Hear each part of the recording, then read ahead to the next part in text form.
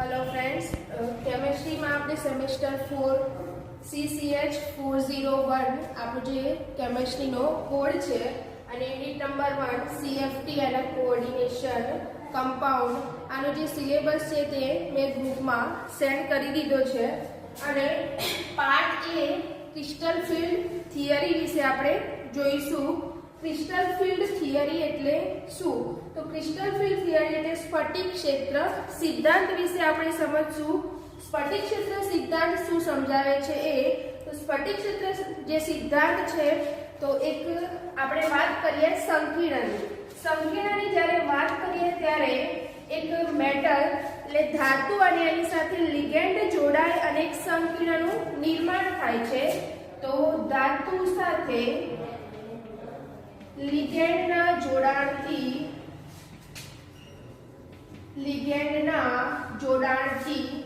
સંકીર્ણનું નિર્માણ થાય છે।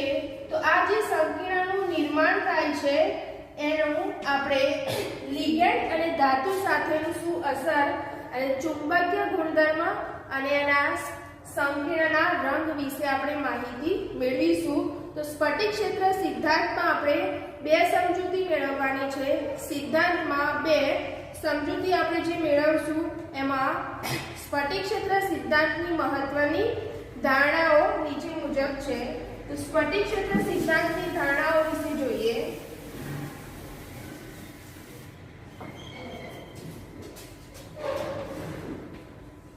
સ્ફટિક ક્ષેત્ર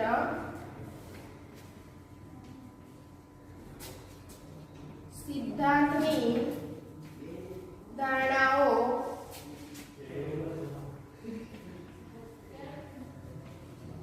નીચે મુજબ છે। તો સ્ફટિક ક્ષેત્ર સિદ્ધાંતની ધારણાઓમાં ફર્સ્ટ લિગાન્ડોને બિંદુવત વીજભાર ગણવામાં આવે છે। લિગાન્ડોને બિંદુવત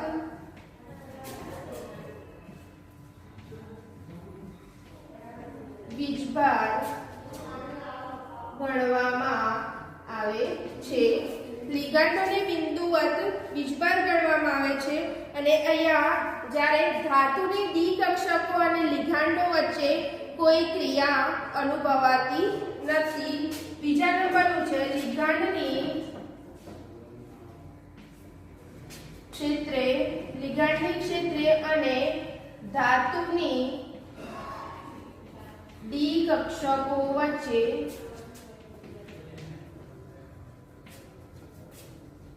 કોઈ અસર અનુભવાતી નથી।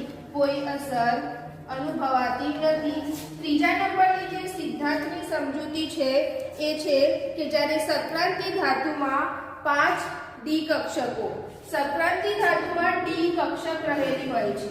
કઈ કક્ષક? સંક્રાંતિ ધાતુમાં ડી કક્ષક હોય એમાં ડી કક્ષકની પેટા કક્ષકો 5 ડી કક્ષકોની 5 પેટા કક્ષકો હોય છે। જે ત્રીજી સિદ્ધાંત છે એ મહત્વનો છે કે જે ડી કક્ષકોની 5 પેટા કક્ષકો હોય છે જ્યારે સંકીર્ણનું નિર્માણ થાય ત્યારે ધાતુ સાથે લિગેન્ડ જોડાય છે।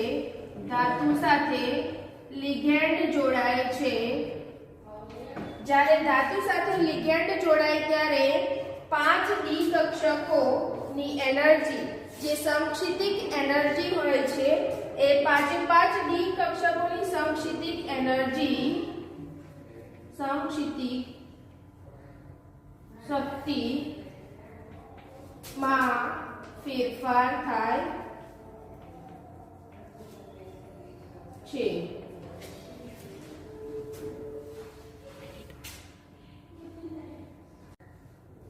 જ્યારે લિગેન્ડ ધાતુ સાથે જોડાય ત્યારે એક સરખી અસર અનુભવાતી નથી। તેથી ભૌમિતિક આકારોનો વિવિધ પ્રકારે આકાર રચાય છે। જેવી રીતે અષ્ટફલકીય, સમચતુષ્ફલકીય, સમતલીય, સમચોરસ પ્રકારના વિવિધ પ્રકારના આકારોની રચના થાય છે। સ્ફટિક ક્ષેત્ર જે સિદ્ધાંતની આપણે ત્રીજા સિદ્ધાંતની વાત કરીએ છીએ એની અંદર જ્યારે લિગેન્ડ ધાતુ સાથે જોડાય ત્યારે એક સરખી અસર અનુભવાતી ન હોવાને કારણે વિવિધ પ્રકારના ભૌમિતિક આકારો રચાય છે. વિવિધ પ્રકારના ભૌમિતિક આકારો જ્યારે રચાય ત્યારે અહીંયા બે પ્રકારે આપણે ભૌમિતિક આકારો વિશેની વાત કરીશું. અષ્ટફલકીય અને સમચતુષ્ફલકીય. અષ્ટફલકીય અને સમચતુષ્ફલકીય જ્યારે ધાતુની ડી કક્ષકો સાથે લિગેન્ડ ના જોડાય ત્યારે તેની પાંચે પાંચ ડી કક્ષકોની એનર્જી એટલે શક્તિ સમાન હોય છે. જ્યારે પાંચ ડી કક્ષકોની વાત કરીએ ત્યારે તો પાંચ ડી ઓર્બિટલની કક્ષકો, ડી ઓર્બિટલની પેટા કક્ષકો કેટલી હોય? પાંચ. એમાં dxy, dyz, dzx, dx2 y2 અને dz2. એમાં આપણે બે પ્રકારે દર્શાવીશું શક્તિ લેવલ પ્રમાણે. તો ડી કક્ષકની પાંચ પેટા કક્ષકો છે એને નામ આપીશું dxy, yz, zx, x2 y2 અને dz2. આને આપણે t2g નામ આપીશું dxy, yz અને zx ને. જ્યારે dx2 y2 અને dz2 છે એને આપણે eg લેવલ કહીશું. તો બે પ્રકારના લેવલ હશે, એક t2g અને eg લેવલ. જ્યારે મુક્ત ધાતુ આયન હશે ત્યારે તેની પાંચે પાંચ કક્ષકોની શક્તિ સમાન હશે. તો મુક્ત ધાતુ આયનની ડી કક્ષકો. તો આપણે આ તરફ અષ્ટફલકીય ભૌમિતિક આકાર વિશે સમજીશું અને આ બાજુ આપણે સમચતુષ્ફલકીય ભૌમિતિક આકાર વિશે સમજીશું. બે પ્રકારના ભૌમિતિક આકારો વિશે સમજતા અહીંયા જોઈએ તો T2G લેવલ અને અહીંયા EG લેવલ. અહીંયા નીચે T2G હશે અષ્ટફલકીયમાં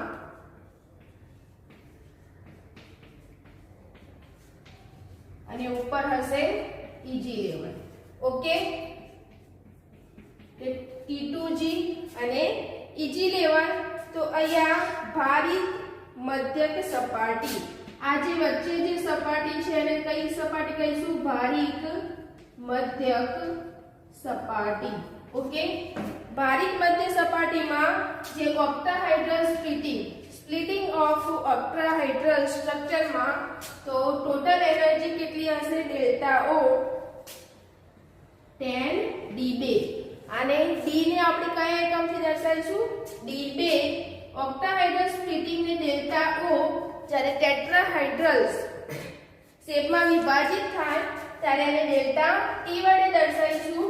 અહીંયા એનર્જી કેટલી હશે? ડેલ્ટા ઓ. તો નીચે તરફ જાય છે એટલે -0.4 ડેલ્ટા ઓ અથવા 2/5 ડેલ્ટા ઓ. જ્યારે ઉપરની તરફ એનર્જી વિભાજિત થાય છે તો એને આપણે ડેલ્ટા ઓ 0.6 વડે દર્શાવીશું અથવા તો 3/5 ડેલ્ટા ઓ. ઓકે, તો જ્યારે અષ્ટફલકીય આકારમાં નીચે T2G અને ઉપર EG હશે, એવી જ રીતે સમચતુષ્ફલકીય લિગેન્ડ ક્ષેત્રોમાં વિભાજિત ડી કક્ષકો. આમાં અષ્ટફલકીયમાં વિભાજિત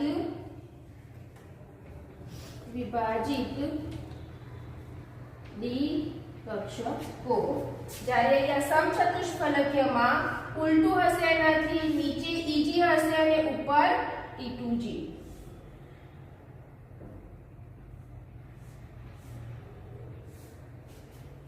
નીચે હશે EG અને ઉપર T2G હશે. સમચતુષ્ફલકીય લિગેન્ડ ક્ષેત્રમાં વિભાજિત ડી કક્ષકો.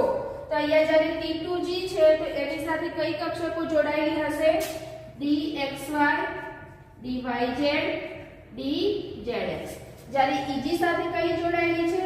dx2 y2 અને dz2. અને અહીંયા EG માં x2 y2 z2.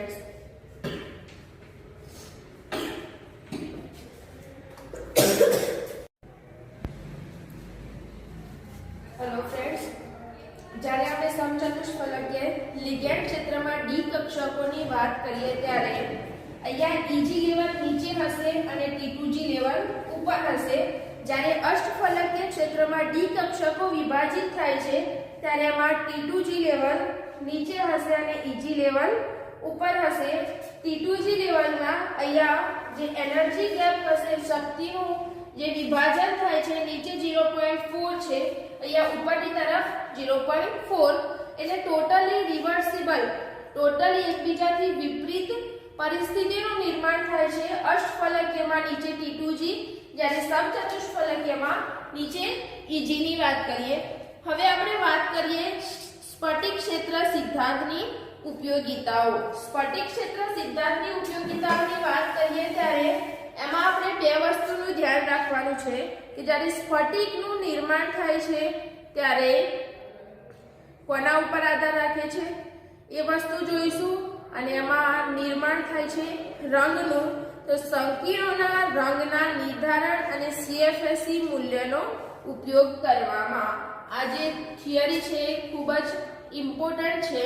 એ સ્ફટિક ક્ષેત્ર સિદ્ધાંતની ઉપયોગિતા કઈ, તો સંકીર્ણોના રંગના નિર્માણમાં અને CFSE વેલ્યુ ના જે મૂલ્યો છે એના ઉપયોગમાં.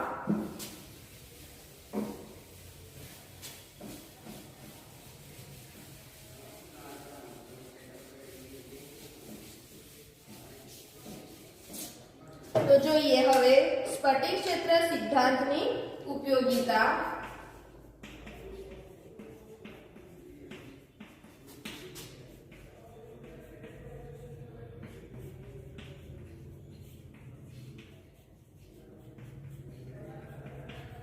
સ્ફટિક ક્ષેત્ર સિદ્ધાંતની બે ઉપયોગિતા છે. તો જ્યારે ધાતુ સાથે લિખેન્ડ જોડાઈને જે સંકીર્ણનું નિર્માણ થાય છે તો સંકીર્ણના રંગના નિર્ધારણમાં, સંકીર્ણોના રંગના નિર્ધારણમાં અને બીજી CFSE મૂલ્યનો ઉપયોગ કરવામાં. CFSE મૂલ્યનો ઉપયોગ કરવામાં. તો આપણે બે વસ્તુની વાત કરીશું સિદ્ધાંતની ઉપયોગિતામાં. તો પહેલા આપણે જે વાત કરીએ સંકીર્ણોના રંગ વિશે. તો સંકીર્ણોના જે રંગ છે એ કોના ઉપર આધાર રાખે છે, તો જે પહેલી જે વસ્તુ છે સંકીર્ણોના રંગમાં, તો ધાતુની જે ડી કક્ષકો હોય, ધાતુની ડી કક્ષકો અર્ધપૂર્ણ ભરાયેલી ડી કક્ષકો ઉપર આધાર રાખે છે. તો અપૂર્ણ ભરાયેલી ડી કક્ષકો ધરાવતા મધ્યસ્થ ધાતુના સંકીર્ણ આયનોના રંગ, અપૂર્ણ ભરાયેલી ડી કક્ષકોના મધ્યસ્થ ધાતુ આયનોના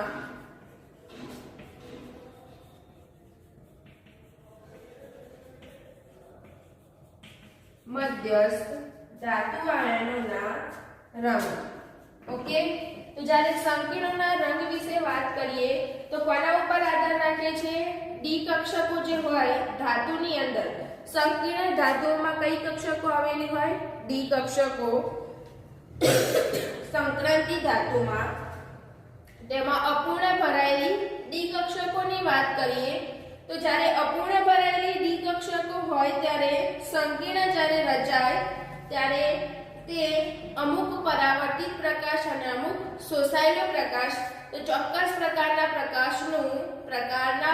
પ્રકાશનું શોષણ કરે છે અને તેનું પરાવર્તિત થાય છે. તો ધારો કે આપણે એક વાત કરીએ કે સફેદ પ્રકાશમાં કેટલા રંગોનું શોષણ થાય છે? તો સફેદ પ્રકાશમાં 7, જાનીવાલી પીનારા એમ સાથે 7 રંગોનું અહીંયા શોષણ થાય છે. જેમ કે જલીય દ્રાવણ Cu+2 ની વાત કરીએ, જ્યારે કોઈ પણ સંક્રાંતિ ધાતુનો સોલ્ટ લઈએ, હેક્સા એક્વા સોલ્ટ CuH2O6SO4, તો જે હેક્સા એક્વા સોલ્ટ છે તો અહીંયા ચોક્કસ પ્રકારના પીળા રંગના વિકિરણનું શોષણ કરે છે. કેવા પીળા રંગના વિકિરણનું શોષણ કરે છે.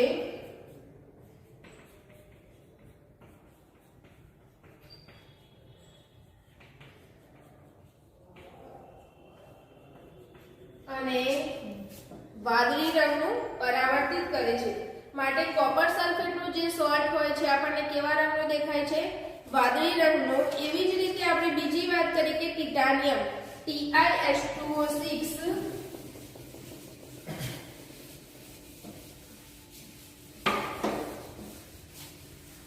સંકીર્ણના રંગ વિશે જ આપણે માહિતી મેળવીએ છીએ. જેવી રીતે પહેલું કોપર +2 કેવા રંગનું શોષણ કરે છે? પીળા રંગનું શોષણ કરે છે.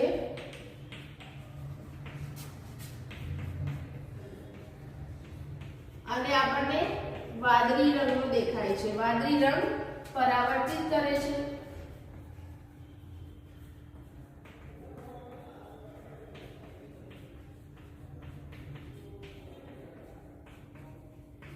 વાદળી રંગનું પરાવર્તન થાય છે. જેવી રીતે ટિટાનિયમની વાત કરીએ TiH2O6 +3 જે ટિટાનિયમ છે એ લીલા રંગના વિકિરણનું શોષણ કરે છે અને જાંબલી રંગ પરાવર્તિત કરે છે.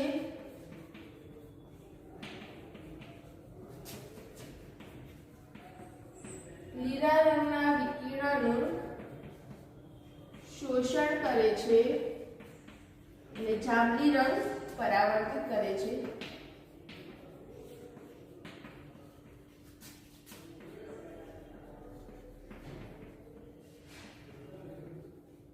જાંબલી રંગ પરાવર્તિત થાય છે. એવી જ રીતે ટિટાનિયમમાં જાંબલી રંગ આપણને દેખાય છે. જેવી જ રીતે આપણે કોબાલ્ટની વાત કરીએ, ત્રીજા નંબરના ધાતુ આયનની કોબાલ્ટ +2. તો જ્યારે કોબાલ્ટનો જે હેક્ઝાએલ્વા જે સંકીર્ણ છે COH2O6 +2 એમાં લાલ રંગના વિકિરણનું શોષણ થાય છે અને વાદળી અને લીલા રંગનો દેખાય છે. એ ક્યારે? બિનજલીય. જ્યારે બિનજલીય પરિસ્થિતિ હોય ત્યારે આમાં અલગ છે. બિનજલીય તો આમાં લીલા રંગનું શોષણ થાય છે અને લાલ અને લીલા અને વાદળી રંગનું પરાવર્તન થાય છે. લીલા રંગનું શોષણ થાય છે અને વાદળી અને લાલ રંગનું પરાવર્તન થાય છે.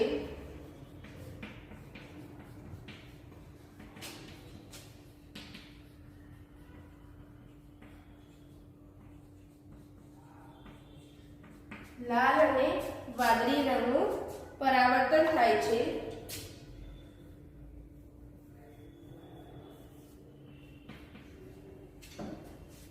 જ્યારે જલીય સ્વરૂપમાં હોય, જલીય દ્રાવણની વાત કરીએ ત્યારે આ કોબાલ્ટ H2O6 +2 કોમ્પ્લેક્સ છે સંકીર્ણ એ વાદળી અને લીલા રંગનું શોષણ કરે છે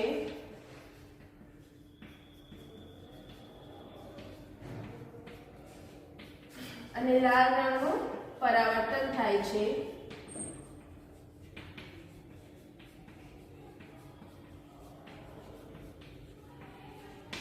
ઓકે, તો અહીંયા આપણે ત્રણ ધાતુ આયન વિશે જોવાનું છે. કોપર +2 આપણને કેવા રંગનો દેખાય છે? વાદળી રંગનો. એ પીળા રંગનું શોષણ કરે છે. જ્યારે ટિટાનિયમ લીલા રંગના વિકિરણનું શોષણ કરે છે અને જાંબલી રંગ દેખાય છે. જ્યારે કોબાલ્ટ બિનજલીય દ્રાવણની અંદર વાદળી અને લીલા રંગનું પરાવર્તન. એટલે આપણને અહીંયા ઉલટું છે. જલીય દ્રાવણ હોય કોબાલ્ટ +2 નું ત્યારે લાલ રંગનું પરાવર્તન થાય છે.